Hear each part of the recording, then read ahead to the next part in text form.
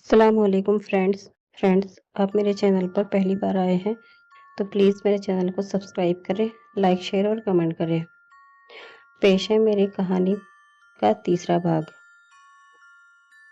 Doctor Zakir को इसी बात की चिंता थी कि आज रात किसकी बारी है और क्या होने वाला है।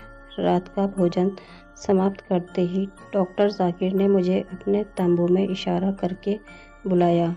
मैं उनके पीछे गया। वहाँ उसी मृत अंग्रेज का ताबूत रखा हुआ था। डॉक्टर जाकिर ने कहा कि देखो, मैंने आज इस ताबूत को अपने तंबू में ही रखा है। मेरे एक गांव के कर्मचारी ने कहा है कि अगर खजाने से पहले इसे पाया है तो शायद इसमें कोई अद्भुत शक्ति हो, जिस वजह से ये हमें जमा हुआ मिला। मुझे उसकी बातों पर पहले यकीन तो नहीं था, लेकिन जिस तरह के हालातों में हम लोग फंसे हुए हैं उनमें इस बात पर भी विश्वास करने का मन करता है। मैंने डॉक्टर जाकिर से सहमत होते हुए सिर हिलाया। उनके टेंट से बंदूक और गोलियां अपने ओवरकोट की जेब में भर ली। डॉक्टर जाकिर भी ज़रूरत का सामान साथ लेकर निकल पड़े। पास के टीले पर चढ़ने से पहले टेंट के बाहर आग जलाकर बैठे लोगों से कह दिया कि अंदर सोने से पहले आग में लकड़ियां और डाल देना, ताकि काफ़ी देर तक आग चारों कोने में जलती रहे। इससे कोहरे के बादल भी थोड़े कम होंगे, नज़र रखने में भी आसानी होगी। फिर मैं और डॉक्टर जाकिर पास के एक टीले पर चढ़ गए, जहाँ से सभी पड़ाव पर नज़र रख सकते थे। लेकिन उस रात सोने से पहले उन मज़दूरों ने लकड़ियाँ आग में उतनी नहीं रखी, जिस वजह से कुछ ही देर में कोहरे ने अपनी चादर चढ़ा ली, जिस वजह से कुछ घंटों बाद नज़र रखने में थोड़ी परेशानी होने लगी। मैंने डॉक्टर जाकिर से कहा, तुम रुको, मैं जाकर देख कर आता हूँ। आग कम होने लगी है, लकड़ियाँ भी डाल दूंगा। डॉक्टर जाकिर ने मेरी तरफ देखकर कहा, ठीक है, लेकिन अपना ध्यान रखना। मैं यहीं से तुम्हें कवर कर लूँगा। अगर कुछ गड़बड़ हुई तो। मैं कैंप की तरफ बढ़ने लगा। मेरे पास थी विंचेस्टर 1886 इन 51 विचलर राइफल और डॉक्टर जाकिर के पास थी शार्प मॉडल 1874 क्रेडमोर, जो काफ़ी दूर से भी सटीक निशाना लगाने के लिए जानी जाती थी। लेकिन फिर भी हम दोनों के मन में एक अनजाना सा डर घर करने लगा था, इसलिए बड़ी होशियारी से मैं धीरे धीरे आगे बढ़ने लगा। कैंप के एक कोने पर मैंने आग जला दी। दूसरे कोने की तरफ बढ़ ही रहा था कि अचानक मुझे ऐसा लगा कि कोई हलचल सी हुई। मैंने पीछे मुड़कर देखा तो कोई नहीं था। फिर मैं दूसरे कोने में लकड़ियाँ डालने गया। मैंने आग बढ़ा दी। तब तीसरे कोने की बारी थी। कोहरा काफ़ी था। मैं आहिस्ता आहिस्ता तीसरे कोने की तरफ बढ़ ही रहा था कि अचानक तेज लाल रोशनी चमकी और एक चीख सुनाई पड़ी। चीख इतनी भयानक थी कि किसी की भी दिल की धड़कन रुक जाती। डॉक्टर जाकिर उस टीले से कूदकर कैंप की ओर भागते हुए आने लगे। चूंकि मैं नज़दीक था, मैंने उस ओर दौड़ लगाई जहाँ से तेज लाल रोशनी चमकी और चीख सुनाई पड़ी।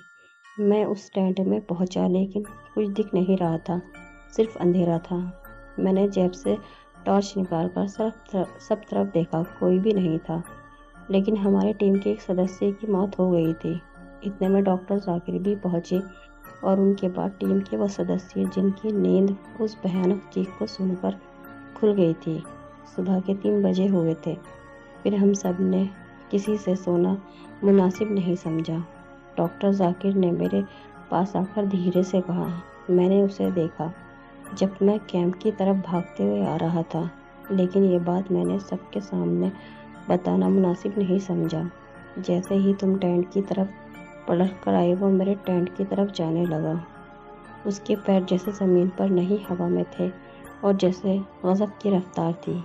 उसका दाहिना हाथ उसका सिर पकड़े हुए था।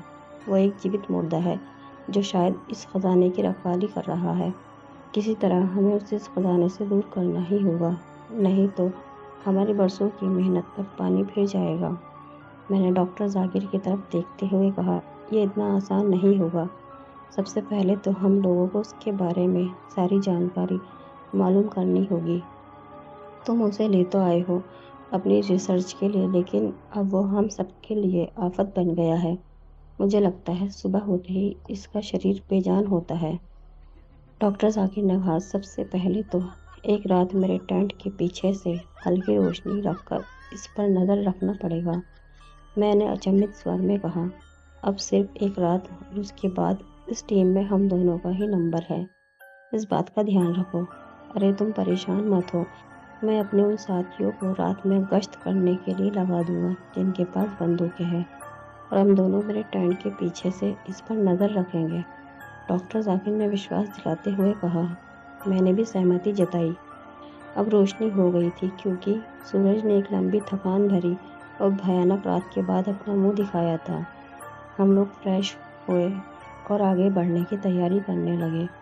ٹیم کے سدسیوں نے ٹینٹ کو نکالنا شروع کیا اور گھوڑوں پر سامان لاد دیا، کیونکہ ہم سبھی کو پہاڑوں اور ندی کے راستے کو طے کرنا تھا، جس کی گہرائی تو زیادہ نہ تھی لیکن پانی کا بہاؤ زیادہ تھا۔ ایسے جھرنے کے کارن جو کچھ ہی دوری پر تھا اور ندی کے دوسرے کنارے پر ہی گاؤں کی اور راستہ جاتا تھا۔ کسی طرح ہم لوگوں نے ندی پار کی، جس میں ایک گھوڑے کا نقصان ہوتے ہوتے رہ گیا۔ میں نے اسے بڑی کشلتا سے بہنے سے بچا لیا۔ آخر اتنے سالوں سے ہمارے پریوار میں عربی گھوڑوں کا ویاپار ہوتا آیا تھا، انہیں بڑی ریسوں سے لے کر ہمیں ہر بڑے لوگوں کو بیچا جاتا تھا جو شوقین ہوا کرتے تھے۔ بس میں نے ہی پڑھائی لکھائی کر کے اپنی الگ پہچان بنائی، اور اگر آج ہی اس رات اس قدرت کے کرشمے جیسی موت کا راز پوری طرح سے جان اور روکا تو وہ پہچان بھی مٹی جائے گی۔ رات ہوتی گئی، ہم سب نے شام کو ہی پڑاؤ ڈال دیا تھا۔ سبھی نے اپنے ٹینٹ اس طرح لگائے کہ ایک گولائی سی بن گئی، اور جس ٹینٹ میں اس انگریزی افسر کا تابوت ہے اسے تھوڑی دور پر لگایا ہے تاکہ آگ کی روشنی سے بچا رہے۔ ایسا کرنے کا طریقہ یہی ہے کہ ہم لوگ جو پیچھے سے اس تابوت پر نظر رکھیں گے تو ہماری پرچھائی نہیں دکھے گی۔ لالٹین کی روشنی تو پہلے ہی دھیمی کر دی تھی۔ اس ٹینٹ کے پیچھے جھاڑیاں بھی ہیں تو ہم دونوں کو چھپنے میں سہایتا ملے گی۔ رات کا کھانا ختم ہوتے ہی سب نے فیصلہ کیا کہ کون رات میں پہرا دے گا۔ سب نے طے کیا کہ جن کے پاس ہتھیار ہو، انہیں چلانے کو اچھی طرح انبھو ہو، وہی پہرا دے گا۔ ہمارے پاس 4 کلاٹ M9011 گن اور MI گرانڈ 9036 کیلیبر 30 mm کی 5 رائفلیں تھیں، اور 5 لوگوں کو آج رات سامنے سے پہرا دینا تھا۔ میرے اور ڈاکٹر ذاکر کے پاس اپنی رائفلیں تھیں۔ میں اور ڈاکٹر ذاکر 12 بجے سے پہلے ہی اپنی اپنی جگہ چھپ کر ٹینٹ میں کیے گئے چھید سے جھانکنے لگے تھے، کیونکہ قدرت کا ایسا عجوبہ کبھی کبھی دیکھنے کو ملتا ہے۔ ساتھ ہی ہمارے دلوں میں ڈر بھی تھا، کہیں پکڑے نہ جائے ورنہ مرنا پڑے گا۔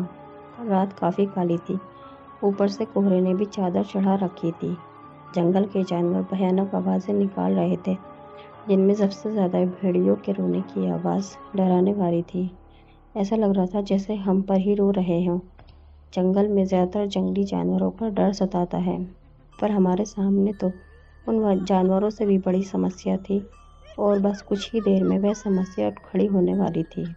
کچھ ہی دیر میں تابوت کھلتا ہے اور اس کے اندر سے انگریز کا ادھ گلا سر باہر آتا ہے، جسے اس کا ہاتھ اوپر نکالتا ہے۔ اس کی آنکھیں کھلی تھی اور ہلکی لال رنگ کی روشنی نکل رہی تھی۔ ایسا لگ رہا تھا مانو بدن کا سارا خون اس کی آنکھوں میں آ گیا ہو۔ تھوڑی دیر بعد اس کا دھڑ ہوا میں اٹھ کھڑا ہوتا ہے اور دھیرے دھیرے نیچے زمین کی طرف آتا ہے، لیکن اس کا بوٹ زمین کو نہیں چھوتا۔ اس کے چہرے پر ایک عجیب سی مسکان تھی۔ وہ دھیرے دھیرے ہوا میں آگے بڑھتا ہے۔ ہم پر اس کی نظر نہیں پڑی تھی۔ ٹینٹ کے باہر نکلنے سے پہلے وہ رک جاتا ہے اور اس کا سر اس کے ہاتھ میں ادھر ادھر گھوم کر دیکھتا ہے۔ کافی کڑا پہرا تھا۔ وہ تھوڑی دیر کچھ سوچتا ہے، پھر ترنت باہر نکل کر اپنا سر اپنی گردن پر لگاتا ہے اور تیز لال روشنی چمکتی ہے۔ سامنے کے پہرہ داروں کی آنکھیں چکا چوندھ ہو جاتی ہے، انہیں دکھنا بند ہو جاتا ہے۔ جیسے تیز چمکدار روشنی آنکھوں پر پڑنے سے ہوتا ہے۔ وہ سیدھا اپنے شکار کے ٹینٹ میں گھس جاتا ہے۔ وہاں سے بھیانک چیخ نکلتی ہے اور ہماری ٹیم کا وہ سدسیہ اس بھیانک چہرے کو دیکھ کر مر جاتا ہے۔ میں اور ڈاکٹر ذاکر اب تک سامنے آ چکے تھے اور اس ٹینٹ کے پاس پہنچنے ہی والے تھے کہ وہ بڑی رفتار سے اپنے تابوت میں جا کر سو گیا۔ اس نے ایسے غضب کی تیز رفتار سے کیا، جن لوگوں کے اوپر اس انگریز بھوت نے تیز روشنی چمکائی سب اندھے ہو گئے، لیکن اس نے اپنا شکار اتنے لوگوں کے بیچ میں بھی نہ چھوڑا۔ ان میں سے ایک بھی گولی یا کارتوس نہیں چلا پایا۔ میں نے ڈاکٹر ذاکر سے اکیلے میں کہا، مجھے اس کی ایک کمزوری مل گئی ہے اور اس کے لیے میرے پاس ایک ترکیب بھی ہے، بس سورج کی روشنی نکلنے دو۔ ان 5 ٹیم کے سدسیوں کو فرسٹ ایڈ دینا پڑے گا، کیونکہ ان کی آنکھوں میں خون ٹپکنے لگا تھا۔ ان کی آنکھوں پر اچھی طرح سے پٹی باندھنے کے بعد ڈاکٹر ذاکر نے مجھے ایکانت جگہ پر لے جا کر پوچھا، دیکھو اب کچھ ہی دیر میں سورج دکھنے لگے گا، تم اپنے کسی یوجنا کے بارے میں بتا رہے تھے، کیا ہے وہ؟ میں نے ان سے کہا، ابھی نہیں، پہلے سورج نکل جانے دو، پھر میں بتاؤں گا کیا کرنا ہے۔ کچھ ہی دیر میں ایک اور خطرناک رات کے بعد بے صبری سے انتظار کرنے کے بعد سورج نے اپنا منہ دکھایا۔ اب سب کی جان میں تھوڑی جان آئی۔ جب ٹیم کے سبھی سدسیہ جاگ گئے تو ان میں سے کچھ کو تابوت باہر لانے کو کہا۔ سورج کی روشنی کافی تیز تھی، میری بنائی ہوئی یوجنا کے لیے بالکل صحیح تھا۔ میں نے اپنے ٹیم کے باقی سدسیوں کو ہتھیار لے کر تیار کھڑے رہنے کو کہا۔ اگر اس انگریزی سپاہی نے کوئی حرکت کی تو اسے گولیوں سے بھون دینے کے لیے۔ اس تابوت کو باہر لا کر سورج کی تیز روشنی میں کھول کر رکھا گیا۔ اس کا رنگ تھوڑا پھیکا پڑ گیا۔ میں نے اس کے نزدیک جا کر اس کا سر اٹھا لیا۔ اس نے کوئی حرکت نہیں کی کیونکہ سورج کی روشنی میں وہ بے جان تھا۔ اس کا سر میں نے ایک کپڑے کے بڑی پوٹلی نما بٹوے میں رکھ دیا۔ اب دھڑ کو صندوق بند کر گھوڑے پر لادنے کو کہا۔ سر کو میں نے ایک چھوٹے صندوق میں رکھ دیا اور اسے ایک الگ گھوڑے پر لدوا دیا جس پر کچھ مورتیاں بھی لدی ہوئی تھی۔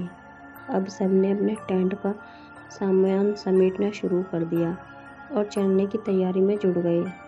سفر کافی لمبا تھکا دینے والا تھا، پھر بھی ہم لوگ ہار ماننے والوں میں سے نہیں تھے۔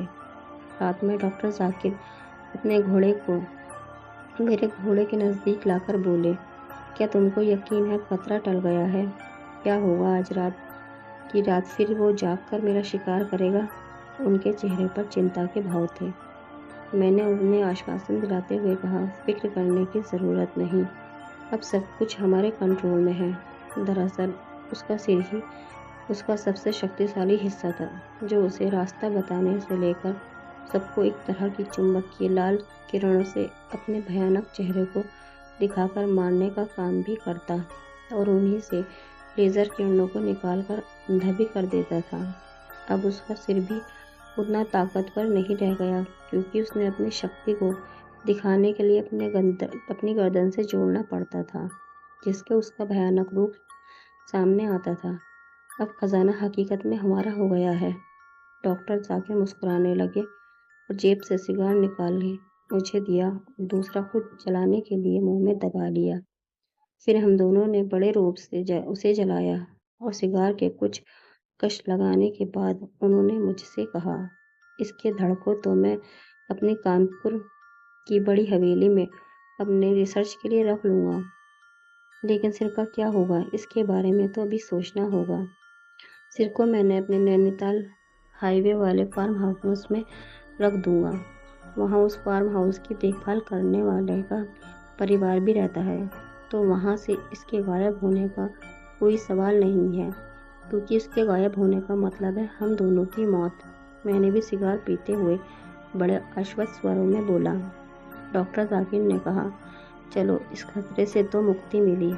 اچھا سنو، میں نے سوچا ہے کہ خزانے میں سے ایک بڑا بکسا بھر کر ہیرے نکلے ہیں، جن میں سے اگر 100 ہیرے بھی ہم دونوں آپس میں بانٹ لیں گے تو ہماری آنے والی 5 پیڑھیاں آرام سے کھائیں گی۔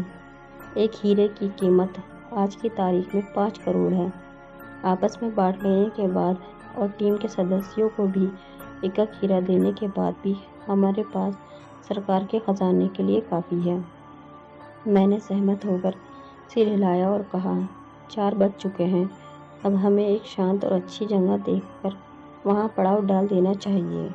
کل شام تک ہم لوگ گاؤں میں پہنچ جائیں گے۔ اب تھوڑا سستا لینا چاہیے۔ پچھلے 2 دنوں سے اس انگریز آفیسر نے آرام کرنے نہیں دیا تھا۔ ڈاکٹر ذاکر نے بھی ہاں میں ہاں ملا کر ٹیم کے سبھی سدسیوں کو پڑاؤ ڈالنے کا نردیش دیا۔ پڑاؤ ڈالتے ہی میں تو اپنے ٹینٹ میں جا کر سو گیا۔ اس سمے شام کے 5 بجے ہوئے تھے۔ قریب 10 بجے ڈاکٹر ذاکر مجھے خود جگانے آئے اور کہا، چلو اب کھانے کا سمے ہو گیا ہے، جلدی سے منہ ہاتھ دھو لو۔ ہمارے لڑکوں نے آج ایک ہرن کا شکار کیا ہے، اسی کا تازہ گوشت آج کے کھانے میں کا مینو ہے۔ میں پاس ہی چھوٹی ندی میں ہاتھ منہ دھو کر آ گیا۔ ٹیم کے سبھی سدسیہ مل کر ہرن پکانے اور ہنسی مذاق کرنے میں جٹ گئے تھے۔ میں نے ڈاکٹر ذاکر کے نزدیک بیٹھ کر ان سے پوچھا، اس انگریزی آفیسر کے انگوں کے دونوں حصوں کو الگ الگ ٹینٹ میں رکھا ہے نا؟ نہیں تو اس کے دھڑ کو سر مل گیا تو ہم دونوں کی خیر نہیں۔ تم نے جیسا کہا تھا ویسے ہی کیا گیا ہے۔ اس کا دھڑ ایک الگ ٹینٹ میں ہے اور سر کے بکسے کو الگ رکھ دیا ہے، ڈاکٹر ذاکر نے آشواسن بھرے شبدوں میں کہا۔ میں نے ڈاکٹر ذاکر کی اور دیکھتے ہوئے کہا، یہ سب تو ٹھیک ہے، لیکن آج کی رات بھی ہم سب کو تھوڑا سترک رہنے کی ضرورت ہے۔ ایسا کرو کہ سر والا بکسا میرے ٹینٹ میں رکھوا دیں۔ میں تھوڑی دیر سو چکا ہوں تو اس انگریز کے کٹے ہوئے سر پر نگرانی آرام سے رکھ سکتا ہوں۔ ہو سکتا ہے آج کی رات اس کا دھڑ اپنے سر کو تلاش کرے، ایسے میں ٹیم کے سدسیہ کے سہارے اسے نہیں چھوڑ سکتے۔ مان لو کسی کی آنکھ لگ ہی گئی تو اس انگریز کے دھڑ کو اس کا طاقتور سر دوبارہ مل جائے گا۔ میرے خیال سے تم بالکل صحیح کہہ رہے ہو، ہم جوخم نہیں لے سکتے۔ ابھی اپنے آدمیوں سے بول کر سر والا بکسا تمہارے ٹینٹ میں رکھوا دیتا ہوں، ڈاکٹر ذاکر نے مجھ سے سہمت ہوتے ہوئے کہا اور اپنے 2 آدمیوں کو بلا کر اس بکسے کو میرے ٹینٹ میں رکھوا دیا۔ کھانے کا بھی سمے ہو چلا تھا۔ بکسے کو اپنے ٹینٹ میں رکھوا کر ہم سبھی کھانا کھانے کے لیے چلے گئے۔ کھانے میں لذیذ ہرن کا گوشت تھا۔ کھانا سماپت ہوتے ہی میں سیدھا ڈاکٹر ذاکر کے ٹینٹ میں چلا گیا۔ ہم نے کافی دیر بات کی۔ ان کے ٹینٹ میں بیٹھ کر ہم دونوں ہیروں کو دیکھ اسے الگ الگ رکھ رہے تھے، جیسا ڈاکٹر ذاکر نے کہا تھا۔ 100 ہیرے ہم دونوں نے چھانٹ کر الگ الگ کر لیے، جو انوکھے اور ادھک قیمتی تھے۔ ان میں کپڑے کی ایک پوٹلی نما چھوٹے بٹوے میں رکھا اور اپنے ٹیم کے سدسیوں کی گنتی کر کے ان کے لیے بھی ایک ایک ہیرا نکال اسے الگ کپڑے میں بٹوے میں رکھا۔ رات کافی ہو گئی تھی۔ میں نے ڈاکٹر ذاکر کے بٹوے میں رکھا۔ رات کافی ہو گئی۔ میں نے ذاکر کو شبھ راتری کہا اور اپنے حصے میں ہیروں کے ساتھ اپنے ٹینٹ میں سونے چلا گیا۔ اس انگریز آفیسر کے سر والا خطرناک بکسا بھی وہیں رکھا تھا۔ میں ٹینٹ میں آ کر تھوڑی دیر کے لیے لیٹ گیا اور سوچنے لگا کہ آج کی رات 4 لوگ کیمپ کی پہرے داری کریں گے۔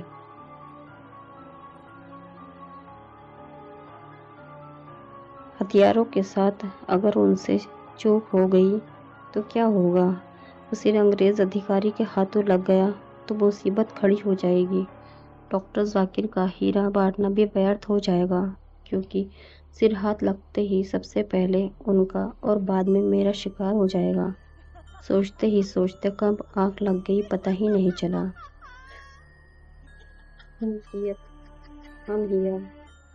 یہ کب آواز آ رہی تھی؟ میں نے اپنی آنکھیں کھولی کیونکہ نیند ٹوٹ جو گئی تھی۔ پھر تھوڑی دیر اس آواز کو دوبارہ سننے کے لیے وہیں لیٹا رہا۔ Stupid, come here, come here, ایک انجان آواز سنائی پڑی۔ I can hear the sound of your footsteps۔ ایک بار پھر وہ انجان آواز سنائی پڑتی ہے۔ دیکھا تو انگریز کا سر بندوق کے اندر سے آوازیں دے رہا تھا۔ उस संदूक के अंदर तेज लाल रोशनी चमक रही थी जो कीहोल से साफ देखी जा सकती थी।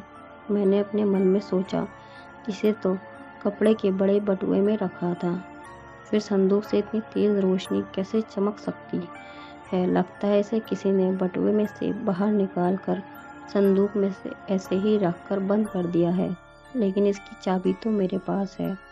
खैर, ये इस समय इन सब बातों को सोचने का नहीं था। मैंने अपने बगल में रखी राइफल उठाई और टेंट के द्वार को निशाने पर रख कर बैठ गया। अगर इसका धड़ सामने से आता तो खातिरदारी के लिए तैयार था। तुम कहाँ पे हो? I am waiting in the name of queen. आज डॉक्टर की बारी है। ईस्ट इंडिया कंपनी के खजाने से कोई नहीं ले जाने को सकता। In the name of queen, come fast. कहाँ मर गया तुम? संदूक के अंदर से अंग्रेज अधिकारी आवाज लगाता है, लेकिन कोई प्रतिक्रिया नहीं होती। शायद इसका धड़ न देख पाने की वजह से भटक गया था और फिर संदूक के अंदर से पुकार रहा था। एक बार पुकारने के बाद वो थोड़ी देर के लिए खामोश हो जाता है और अपने शरीर को बाकी हिस्से को आने का इंतज़ार करता है। मेरे अंदर भी डर की लहर दौड़ गई थी। फिर मैंने अपने अंदर थोड़ा साहस जुटा रखा था। हाथों में राइफल जो थी, इस अंग्रेज़ अधिकारी ने एक बार और आवाज़ लगाई, अरे तुम किधर रह गया उल्लू का दुम? In the name of queen. जब सन निकलेगा तब आएगा क्या? कम सून यू फूल।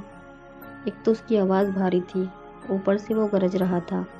मैंने सोचा, अगर इसकी आवाज़ सुनकर इसका धड़ बाहर निकल कर आ गया तो मुसीबत बढ़ सकती है। मेरे दिमाग में एक योजना आई। मैंने उसे आवाज़ लगाई, कौन है? फिर अपने स्वर को थोड़ा और धीमा करके कहा, क्यों इतनी रात में शोर मचा के रखा है? कोई नहीं आने वाला तुम्हारी मदद के लिए। और डॉक्टर का साथी प्रोफेसर बोल्टा है, तुम भी नहीं बचेगा। यू ब्लड थीफ, एक बार हमारा सर धड़ को आने दो। In the name of queen, तुम्हारा एक आदमी को भी जिंदा नहीं छोड़ेगा। अंग्रेज़ अधिकारी ने गुस्से में कहा, लेकिन अब उसके निकलते हुए अल्फाजों पर इतना जोर नहीं लग रहा था जिससे आवाज़ और बातें बाहर आसानी से नहीं सुनी जा सकती थी। मेरी योजना काम करने लगी थी। वो भी मेरे सवालों का जवाब दे रहा था और बातों में उलझ गया था। मैंने उससे पूछा, आप कौन हैं माय लॉर्ड? संदूक की तरफ देखते हुए, हम कमांडर ब्रैडशो राउडी हैं। उस अंग्रेज़ अधिकारी ने मेरे सवाल का जवाब दिया। मैंने बातों का सिलसिला आगे बढ़ाते हुए कहा, इंडिया अब आज़ाद हो चुका है कमांडर साहब, और ये ख़जाना भारत सरकार की विरासत है। इंडिया आज़ाद हो गया, इससे क्या यह ख़जाना कमांडर ब्रैडशो राउडी का निगरानी में British India east India company का हाई कमांड द्वारा दिया गया है, और ब्रैडशो है तो इस खजाने को कोई और नहीं ले जाने को सकता। In the name of queen, commander ने जवाब दिया। उसकी आवाज़ में काफ़ी क्रोध भरा था, लेकिन साथ ही साथ उस आवाज़ में काफ़ी आत्मविश्वास भरा हुआ था। मेरे मन में उस खजाने के बारे में विस्तार से जानने की बड़ी उत्सुकता हुई, तो मैंने उससे सारी बातें करनी शुरू की। शुरू से बताने को कहा, क्योंकि ये जानना बहुत ज़रूरी था कि वह इस ख़जाने से कैसे जुड़ा और ख़जाना शहर या गांव को छोड़ इतनी दूर सुनसान पहाड़ों में गुफा में क्या कर रहा है। यह एक पहेली थी जिसका जवाब केवल कमांडर ही दे सकता था। कमांडर ने सब बताना शुरू किया। एक ऐसा दौर था कि ईस्ट इंडिया कंपनी का कब्जे में एशिया का तमाम देश था। इस कंपनी का पास सिंगापुर और पेनांग जैसा बड़ा बड़ा बंदरगाह था। ये ब्रिटेन में रोज़गार देने का सबसे बड़ा जरिया था। भारत में इस कंपनी के पास 2.5 लाख से ज़्यादा लोगों का फौज था। ये सिर्फ इंग्लैंड ही नहीं, यूरोप का तमाम देशों को लोगों का जिंदगियों में दखल रखता था। लोग चाय पीता था तो ईस्ट इंडिया कंपनी का, कपड़े पहनता तो ईस्ट इंडिया कंपनी का। In the name of queen, commander ने आगे जारी रखा। 1458 में पुर्तगाली मुहिम, जो वास्को डिगामा ने अफ्रीका का दक्षिण कोने से रास्ते ढूंढकर भारत को समुद्री रास्ते का जरिया यूरोप से जोड़ दिया था। آنے والے دشکوں کا دوران دھوس دھمکی دنگا فساد کا استعمال کر کے پرتگیزی بحر ہند کا تمام ویاپاریوں پر قابض ہو گئے اور دیکھتے ہی دیکھتے پرتگال کا قسمت کا سورج آدھے آسمان پر جگمگانے لگا۔ ان کا دیکھا دیکھی ڈچ اپنے توپ واہک نوسینا جہاز لے کر بحر ہند میں آ دھمکا اور دونوں دیشوں کے بیچ لڑائی جھگڑا ہونے لگا۔ جب پرتگال نے بھارت کا اتہاس پلٹ کر رکھ دیا، انگلستان میں یہ سارا کھیل بڑے غور سے دیکھ رہا تھا، بھلا وہ اس دوڑ میں پیچھے کیوں رہ جاتا۔ اس لیے مہارانی ایلزابیتھ نے ان دو دیشوں کو نقشے قدم پر چلتے ہوئے دسمبر 1600 میں ایسٹ انڈیا کمپنی استھاپت کروا کر اس ایشیا کے دیشوں کا ساتھ پورن سوامت کے ساتھ ویاپار کا اجازت نامہ کر دیا۔ فرینڈز، اس کا اگلا بھاگ آپ نیکسٹ ویڈیو میں سنیے۔ آپ کو میری کہانی پسند آئی ہے تو پلیز میرے چینل کو سبسکرائب کریں، لائک شیئر اور کمنٹ کریں۔ شکریہ، اللہ حافظ۔